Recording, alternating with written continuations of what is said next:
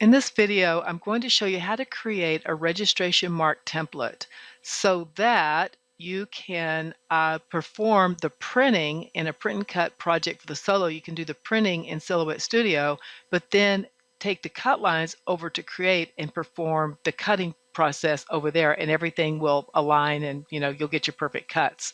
So the first thing to do is over in Create.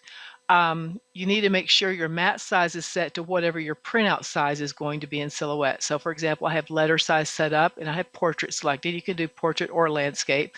And even if you switch back and forth between them, you can rotate your registration marks, 90 degrees, as necessary to fit, whatever orientation that you're using. The next thing is under cutter settings, you need to set the reg mark settings that you want to use. Now, I always use 0.5 and 1. I recommend you always keep the thickness at 1. For the mark size, you might want to make it 1 if you're used to them being a bit bigger. And then use mark inset from page bounds. If you select mark offset around design, then you're not going to get a template of registration marks because it's based on there being some cut lines here on the screen for it to orient itself around. So don't use that one. Print bounds, you could use that. But the thing is, if you switch printers from one printer to another, that can mess up your the location of those registration marks. So I recommend using from page bounds, and then with page bounds selected, it's going to be based on this document size that you set up, which is going to be the same as your printout and the same as what you have in Silhouette Studio. And then finally, you've got the distance. This one is very flexible depending, but you also have to be careful because some printers can't have it be too small. So try 0.75 and then go ahead and click on Save. And then under File, Print Setup, make sure you have whatever printer that you normally use. I'm going to always be using my Epson, for these particular projects, so I have it selected. And then over here, turn on your Show Print Margins and your Show Reg Marks on the document panel, and then you can verify that those reg marks are within, the print boundaries, which is this dotted line. Now then you're ready to save these marks.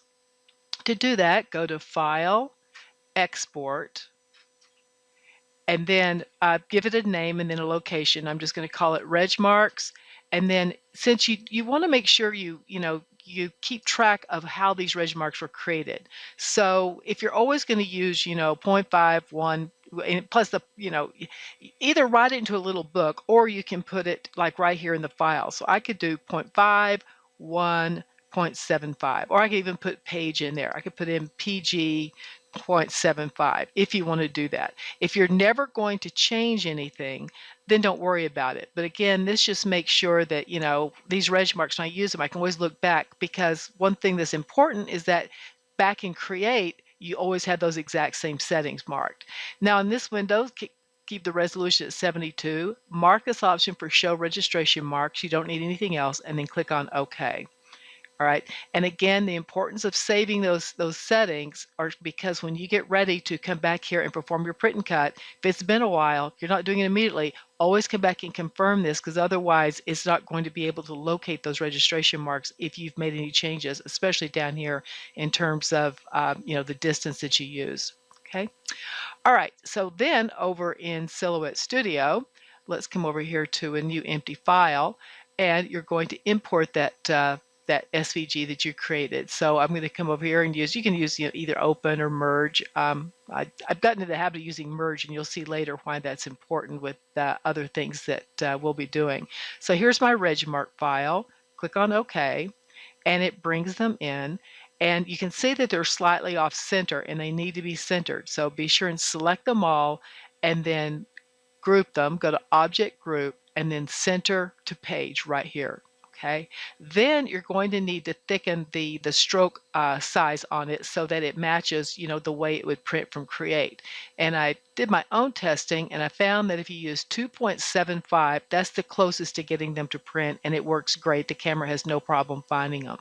So then once you have those created, then you want to save this file. So just go to File, Save As, and note your location. And then you can call it, I'd probably call it like the same thing, the reg marks, there it is right there, it pops right up, just like that. Except I don't need the SVG anymore, because I'm going to save it as a Studio 3 file, and then click on OK. All right, and so that sets up your template. And again, if you always use, you know, your letter size and you always use the same Regmark settings, you only ever need to do this one time. You've got your file ready now, and you can then use it whenever you want to. And so in the next video, I'm going to show you exactly how to set up this type of project, and then how to get these cut lines only, not the original raster images, but the cut lines only over into Create for your project.